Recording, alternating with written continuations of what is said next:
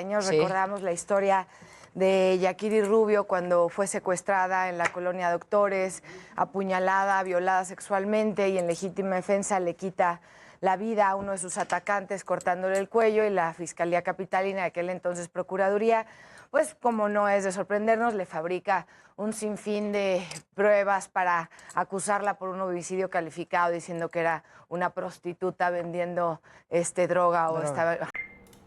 Hola, soy Miguel Castellanos, estudiante de la licenciatura en Derecho por parte de la Universidad de Guadalajara en su modalidad semiescolarizado, y este video es para la clase de estudio del caso. El día de hoy les hablaré sobre un caso emblemático en la lucha por los derechos de las mujeres y la justicia penal en México, el caso de Yaquiri Rubio. Este caso no solo es relevante por su impacto mediático, sino porque pone de relieve la importancia de los derechos humanos y la perspectiva de género, el respeto a las garantías fundamentales de las víctimas. A través de esta reflexión abordaremos los derechos violados, los compromisos internacionales, la reparación del daño y los principales marcos legales que se deben considerar para garantizar justicia con enfoque de género. El caso de Yaquiri Rubio representa un punto de inflexión en el debate sobre legítima defensa en México, especialmente cuando se trata de mujeres que son víctimas de violencia. En diciembre del 2013, Yaquiri fue arrestada por matar a su agresor en legítima defensa tras ser secuestrada y violada. A pesar de que actuó para proteger su vida, las autoridades la trataron como culpable, violando sus derechos fundamentales.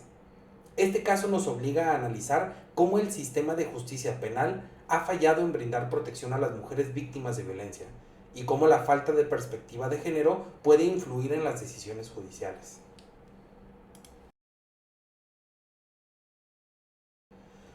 En el caso de Yaquiri, los derechos violados son múltiples. En primer lugar, su derecho a la legítima defensa, un principio consagrado en la Constitución mexicana. Además, se violaron los derechos del debido proceso y a un juicio justo. Al no aplicar una perspectiva de género, las autoridades no comprendieron el contexto de violencia de género en el que ella se encontraba, lo cual debería haber sido fundamental en la investigación y en el proceso judicial. La perspectiva de género exige que los tribunales y las instituciones de justicia reconozcan y tomen en cuenta los patrones estructurales de violencia que enfrentan las mujeres. La falta de este enfoque en su caso no solo revictimizó a Yaquiri, sino que reforzó un sistema que históricamente ha discriminado a las mujeres. México, como parte de múltiples tratados internacionales, está obligado a proteger los derechos de las mujeres. La Convención de Belém do Pará y la Convención sobre la eliminación de todas las formas de discriminación contra la mujer son ejemplos claros de compromisos internacionales que obligan al Estado a garantizar una vida libre de violencia y discriminación para las mujeres. El Estado no cumplió con estas obligaciones en el caso de Yaquiri, lo que subraya la necesidad de que México ajuste sus prácticas judiciales a estos compromisos internacionales y respete las garantías y derechos de las víctimas, especialmente cuando se trata de mujeres en situaciones de violencias extremas. El artículo 20 de la Constitución mexicana, en su apartado C, establece los derechos de las víctimas. Esto incluye el derecho a la asistencia jurídica, a recibir protección y a la reparación integral del daño. En el caso de Yaquiri, estos derechos fueron claramente ignorados, ya que en lugar de ser tratada como víctima, fue procesada como victimaria. La reparación del daño no solo debe ser económica, sino que también debe incluir garantías de no repetición y una disculpa pública por las violaciones a sus derechos humanos. Este tipo de reparación no solo es esencial para Yaquiri, sino para cualquier mujer que enfrente situaciones similares en el futuro. Desde el punto de vista procesal, el caso de Yaquiri revela una deficiencia en la aplicación correcta de la teoría general del delito. Al analizar su acción de defensa, no se consideró adecuadamente que actuaba bajo legítima defensa, un derecho contemplado en el Código Penal. El sistema penal tradicionalmente ha juzgado a las mujeres desde una perspectiva patriarcal, y en este caso el enfoque fue punitivo en lugar de garantista. La correcta interpretación de los elementos del delito habría llevado a la conclusión de que no existía responsabilidad penal por parte de Yakini, ya que cumplía con los requisitos para la legítima defensa.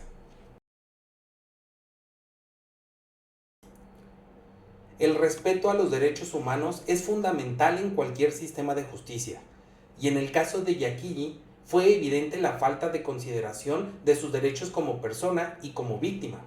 Los artículos 1 y 33 de la Constitución mexicana exigen que los derechos humanos y los tratados internacionales sean respetados y prevalezcan sobre otras leyes.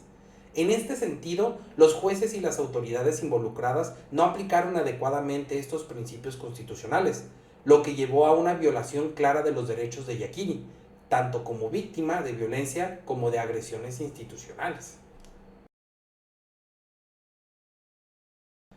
Finalmente, es importante hablar de la validez de la norma jurídica. Las leyes, para ser efectivas, deben garantizar la protección de las personas y sus derechos. En el caso de Yakini, el Estado falló en aplicar correctamente las normas existentes. El Código Nacional de Procedimientos Penales establece principios de protección a las víctimas y garantiza el derecho a una defensa adecuada, lo cual no se respetó en su caso. La perspectiva de género debe ser un principio rector en la aplicación de cualquier norma jurídica, ya que sin ella se corre el riesgo de perpetuar injusticias. En el caso de Yakini Rubio, demuestra la necesidad urgente de reformar y ajustar el sistema de justicia penal en México para asegurar que se respeten los derechos de las víctimas, en especial de las mujeres.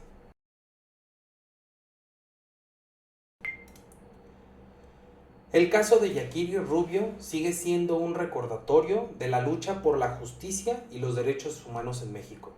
Si bien su liberación marcó un triunfo, aún queda mucho por hacer para garantizar que otras mujeres no sufran la misma suerte. La implementación efectiva de la perspectiva de género en el sistema judicial, el cumplimiento de los compromisos internacionales y el respeto absoluto a los derechos humanos son fundamentales para construir un sistema de justicia más justo e igualitario.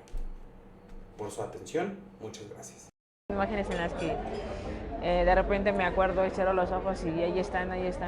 Y, por ejemplo, cuando llegué al reclusorio era no dormir, era no comer, era no querer saber, que nadie se me acercara, que no quiero hablar de eso.